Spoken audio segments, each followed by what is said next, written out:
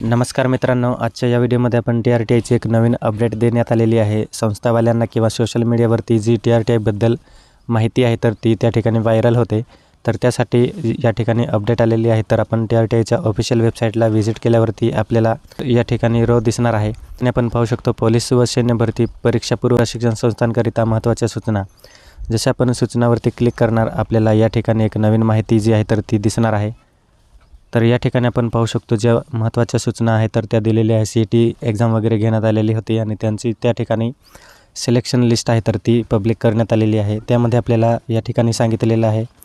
या ठिकाणी आपण पाहू शकतो प्रशिक्षण संस्थांनी विद्यार्थ्यांना आकर्षित करण्याकरिता विद्यार्थ्यांची दिशाभूल होईल अशा स्वरूपाच्या कोणत्याही जाहीर सामाजिक माध्यमांद्वारे म्हणजेच सोशल मीडिया किंवा इतर कोणत्याही मार्गाने प्रसारित करू नये।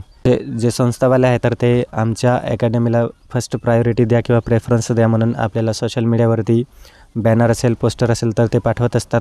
तर ते त्या ठिकाणी प्रसारित करू नये म्हणून आपल्याला जी सूचना आहे अपडेट आहे तर ती देण्यात आलेली आहे। सेकंड मुद्दा आपण पाहू शकतो प्रशिक्षण संस्थांना नामनिर्देशित केलेल्या ठिकाणी प्रशिक्षण वर्ग राबवणे बंधनकारक आहे।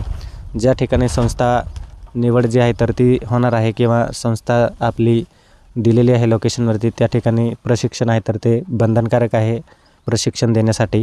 त्यामध्ये आपण प्रशिक्षण संस्थेमार्फत विद्यार्थ्यांना याबाबत चुकीची दिशाभूल करणारी माहिती देऊ नये।